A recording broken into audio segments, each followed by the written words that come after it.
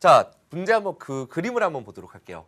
첫 번째, 각 A, O, B 이렇게 돼 있는데 두 반직선 OA와 OB로 이루어진 도형 이렇게 돼 있습니다. 자, 여러분들이 흔히 도형 이렇게 생각하면 흔히 삼각형, 사각형 아니면 주사위 같은 정육면체 이런 것들만 도형이라고 생각하기 쉬워요. 근데 우리가 점선, 면 자체가 뭐예요? 도형의 기본 3요소였잖아요. 그죠? 그러니까 이런 것도 도형이 되나 봐요. 반직선 OA와 OB. 반직선 그랬으니까 출발점, 시작점이 있고 방향이 있을 거예요. 그런데 그 둘이 똑같네. 뭐가 똑같아요? 바로 시작점이 똑같아요. O에서 출발해서 하나는 A를 향해서 가고 있고 하나는 B를 지나쳐서 가고 있구나. A라는 점 지나쳐가고 B라는 점 지나쳐가는 그 그림 아래쪽에 나와 있죠. 함께 그림 보면서 이야기해 볼게요. 자, 우리가 이렇게 한 점 O에서부터 시작점이 같은 반직선 두 개가 하나는 B를 지나가니까 반직선 OB, 하나는 반직선 OA 이렇게 놨을 때 이 둘 사이에 이루는 도형, 이것을 우리가 뭐라고 한다? 각이라고 한대요. 그러니까 우리가 알고 있는 거 이게 각이에요 라는 걸 이야기할 수 있는데 그걸 정확하게 설명한 것은 시작점이 같은 두 반직선이 이루는 도형, 이걸 갖다 우리가 각이라고 하는구나. 이렇게 익혀주시면 되겠고요.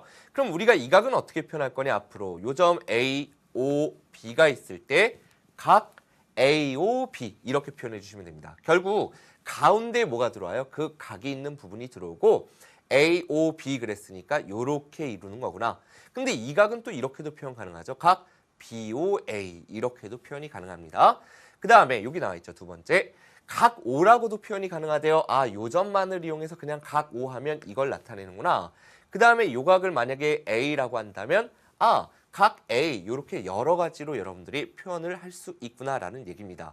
자, 이 두 가지는 여러분들 이렇게 쓰는 거 이해가 될 테고 요거 하나 주의할 것만 잠깐 말씀드리면요.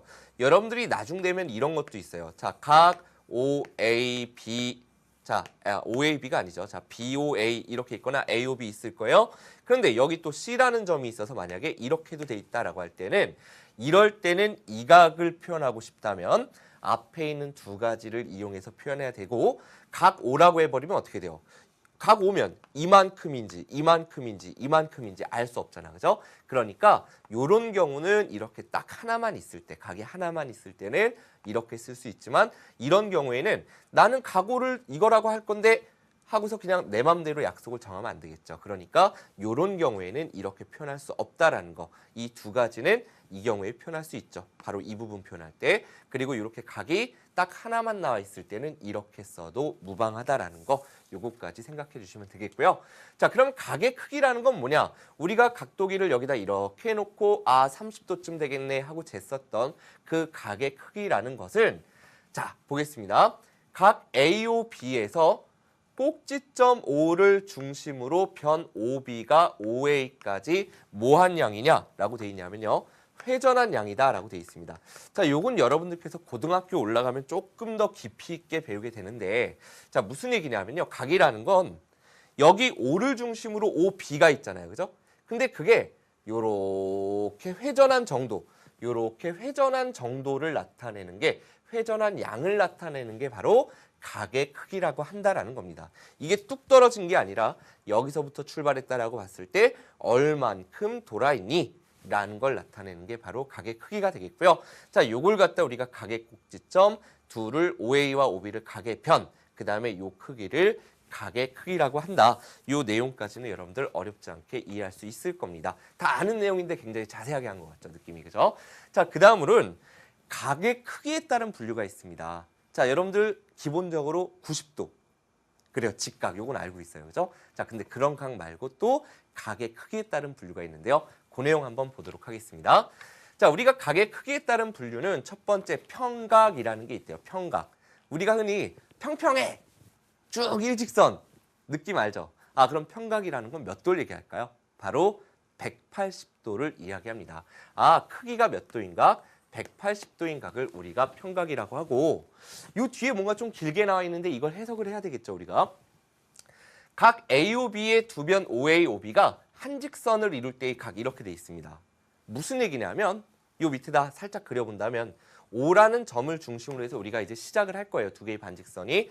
근데 하나는 A라는 점이 여기 있어서 반직선 OA를 그렸더니 이렇게 됐어요. 됐죠? 그리고 또 한 점 B가 어디에 있냐면 여기에 있다라고 해볼게요. 그래서 이렇게 연결했더니 그게 뭐를 이룬대요? 한 직선을 이룰 때의 이 각을 우리는 몇 도? 180도. 그리고 그것을 평각이라고 한대요. 됐죠? 그냥 여기까지만 나와 있으면 굉장히 쉬운데 이 뒤에 붙는 말이 좀 어렵습니다. 그죠? 무슨 말인지 그림을 그려보면 이해가 될 거예요. 됐죠? 한 점에서 시작점은 같은데 두 개의 반직선이 방향이 정반대로 간 거예요. 그래서 그 사이에 이루는 게 180도. 왜죠? 직선이 돼버리니까. 하나의 직선이 돼버리니까. 이런 경우에 우리가 이루는 각을 평각이라고 한다는 겁니다. 자, 그 다음 직각이라는 건 여러분들 알고 있습니다. 직각 몇 도? 90도겠죠. 그죠? 크기가 90도인가? 이걸 직각이라고 하고요. 그 다음에 크기가 0도보다는 큰데 90도보다는 작은 각. 어떤 예가 있냐면 뭐 이런 정도로 해보면 요거 90도보단 작죠? 0도보단 큽니다. 이걸 우리는 무슨 각이라고 하냐면 예각이라고 한다. 됐죠? 자, 그 다음 크기가 90도보단 크고 180도보다는 작은 각. 자, 예를 들어보면 어떤 게 있냐면요. 바로 우리가 이렇게 그릴 수 있을 것 같아요. 요거 보면 90도보다는 큽니다. 왜죠? 90도라는 것은 어떻게 생겼을까 하고 봤더니 이렇게 생겼을 때 여기가 90도잖아요. 90도 이렇게 표현하죠, 여러분들. 90도보다는 요만큼 더 큰데 평각은 아니거든. 그러니까 90도보다 크고 180도보다 작은 각. 우리가 이거를 뭐라고 하냐면요. 둔각이라고 이야기를 한대요. 자, 그럼 우리 책에는 지금 나와 있는 내용 여기까지였는데요. 요거 하나만 여러분들 밑에다 써볼까요? 자, 크기가 작은 각에서 큰 각 순서대로 만약에 써본다면 그러면 예각이 일단은 0도에서 90도 사이가 될 테고 그 다음은 뭐가 돼요? 바로 직각이 있겠죠. 자, 직각보다 큰 각은 뭐가 있습니까? 둔각이 있고 둔각보다 큰 각이 뭐가 된다? 바로 평각이 된다. 이렇게 여러분들께서 이 정도 내용 알고 계시면 각의 크기 순으로 우리가 정리를 한 거다라는 거예요. 됐나요, 여기까지?